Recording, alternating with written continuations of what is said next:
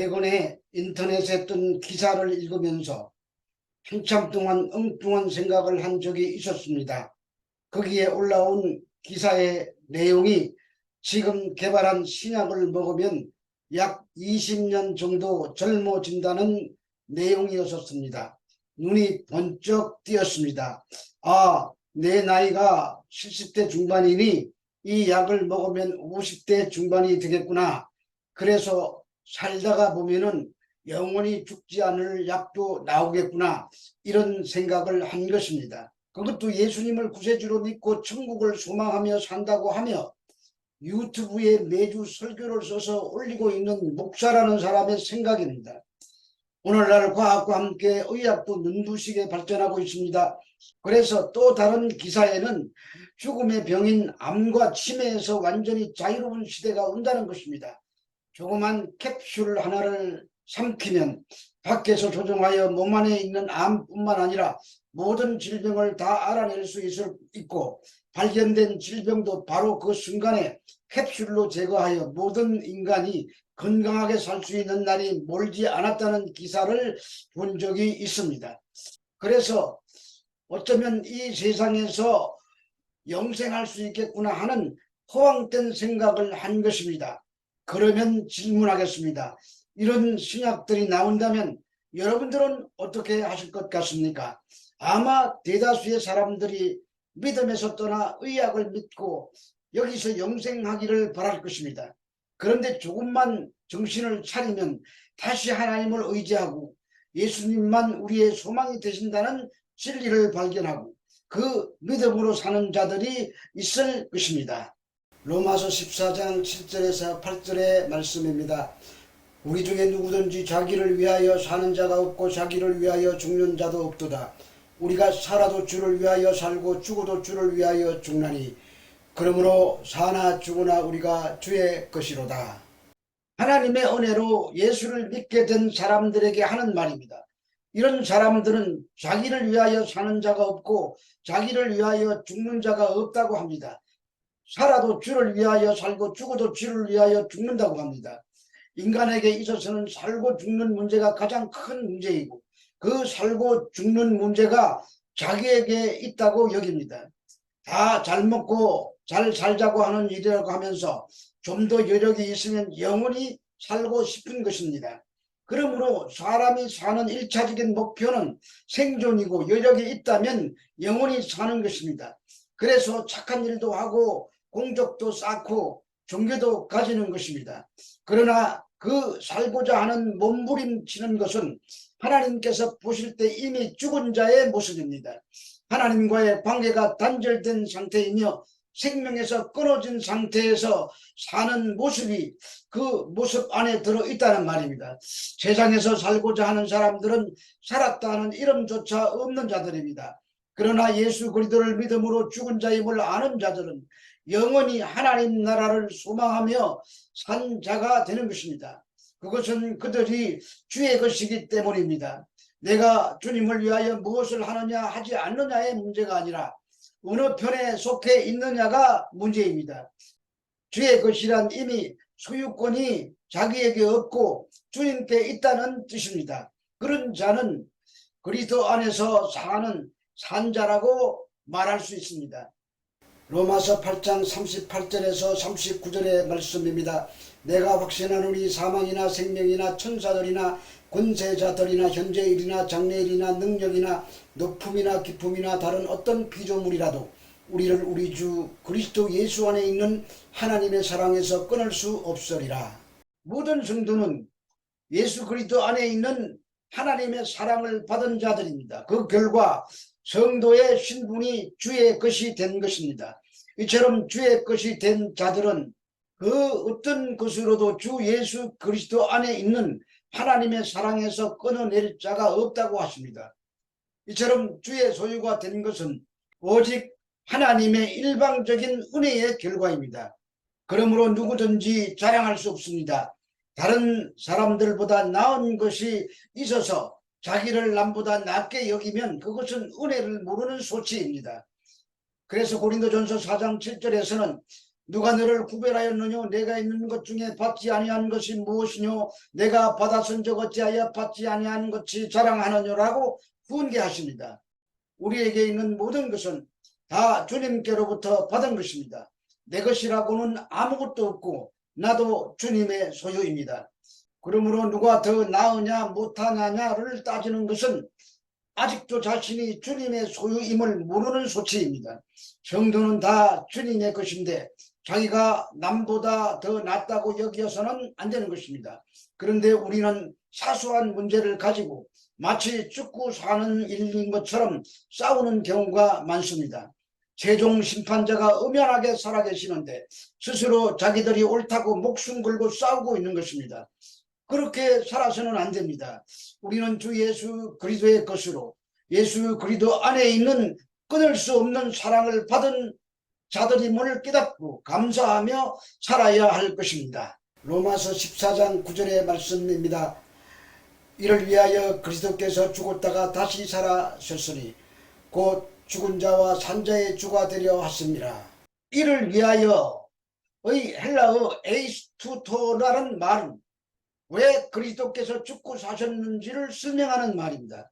그래서 그 이유를 그리스도의 죽으심은 죽은 자의 주가 되시고 다시 살아나심은 산 자의 주가 되기 위해서라고 하십니다.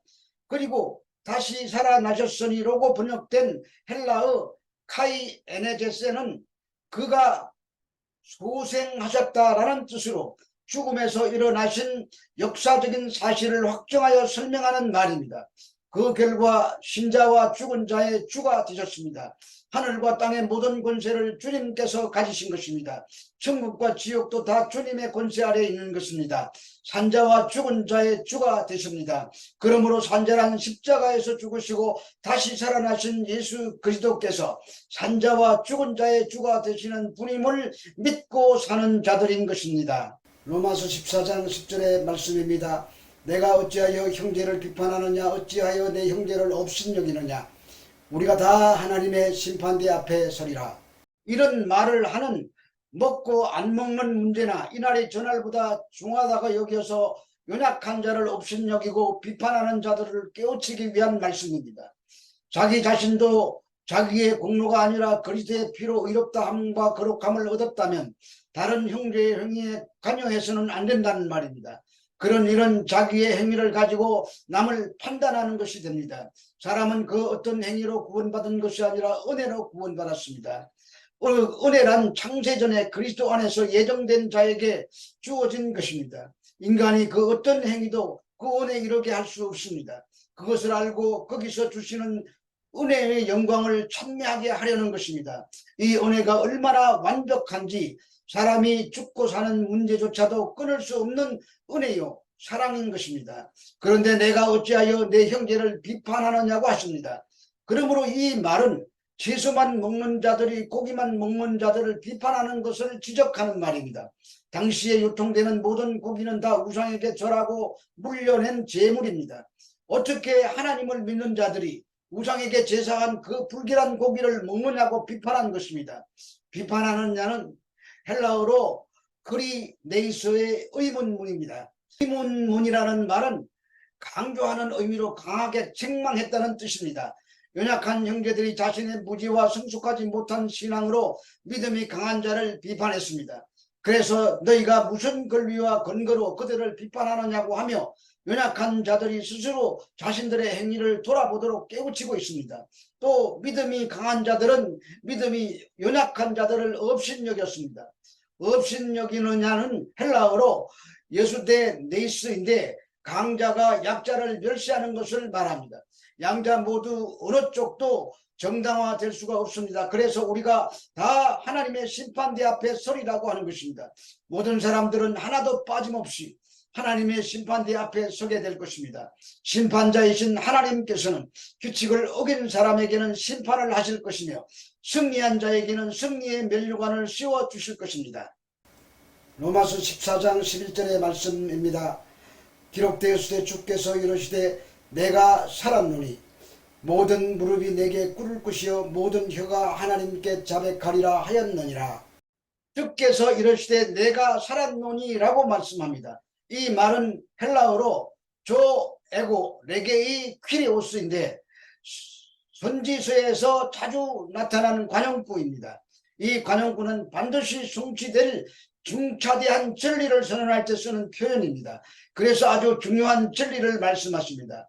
모든 무릎이 내게 꿇을 것이요 모든 혀가 하나님 앞에서 자백하리라는 것입니다. 하나님의 최종적 권위에 대항하는 자들은 모두 최후의 심판대에 공의를 행하며 구원을 베푸시는 하나님 외에 다른 신이 없음을 무릎을 꿇고 인정하게 될 것이라는 말입니다. 남을 판단하는 것은 하나님이 가지고 계시는 권리이고 사람이 판단하는 것은 하나님의 심판의 영역을 침범하는 것입니다. 따라서 형제를 판단하는 것은 하나님의 권위에 도전하는 것이고 자신을 하나님의 자리에 올려놓는 우상숭배가 되는 것입니다.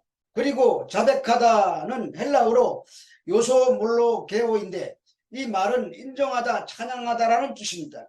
그러므로 모든 사람이 최후에는 자기의 죄를 하나님 앞에 숨김없이 자백한다는 의미도 있지만 동시에 공의로우신 하나님의 구원과 심판에 대해 모든 인류가 찬양하며 경배하며 복종하게 될 것을 말하는 것입니다. 그래서 하나님께서 자백하라라는 표현을 사용하여 하나님의 심판과 연관되어 있음을 나타내고 있는 것입니다. 로마서 14장 12절의 말씀입니다. 이러므로 우리 각 사람이 자기의 일을 하나님께 직고하리라. 직고하리라는 말은 헬라어로 로곤 도세이인데 책에 기록된 대로 세밀히 보고하다, 회개하다, 계산하다라는 뜻으로 심판이 철저하다는 것을 말하고 있습니다. 바울에게 있어서 특별히 중요한 것은 믿음이 있다고 하여 모든 신자가 하나님의 심판의 최후의 심판을 면제받는 것이 아니라는 것입니다. 모두가 다 심판대 앞에 서게 될 것이고 모든 그리스도인들도 아무도 예외 없이 각각 자기의 행한 믿음을 하나님 앞에 직고하게 된다는 것입니다. 직고하는 내용이 자기가 한 일입니다. 이 말은 헬라어로 페리헤아우트인데 자기가 판단하는 그 행위에 대하여 직고해야 한다는 말입니다. 하나님께서는 우리의 모든 것을 다 아시며 마음의 은밀한 생각까지 다 아십니다. 계시록 20장 12절에 보면 또 내가 보니 죽은 자들이 큰 자나 작은 자나 그 보좌 앞에 서 있는데 책들이 펴 있고 또 다른 책이 펴져 있으니 곧 생명책이라. 죽은 자들이 자기 행위를 따라 책들에 기록한 대로 심판을 받으니 라는 말씀이 있습니다. 책들이라는 책이 있고 생명책이 있습니다. 책들이라고 하는 책에는 인간의 행위가 소상하게 기록되어 있습니다. 그래서 하나님께서 너 이런 죄를 지었지 하고 물으신다면 우리들은 예 하거나 아니면 아니요 하고 답해야 할 것입니다. 그것이 직고하는 것입니다. 그런데 예수 그리스도의 은혜 아래 있었던 자들은 생명책에 이름이 기록되어 있기 때문에 행위의 책에 기록한 내용과 상관없이 은혜로 용서받고 영생하게 될 것입니다. 그러나 그가 행한 그 일들을 보면 참으로 부끄러울 것입니다. 그러므로 심판대 앞에서 부끄럽지 않도록 행해야 하고 값없이 죄사함을 받은 자들로 연약한 이웃을 비판하거나 믿음이 강한 자를 업신여기지 않는 자들이 되어야 할 것입니다. 이런 삶이 우리 모두에게서 열매 맺게 되기를 주 예수 그리스도 이름으로 축원합니다.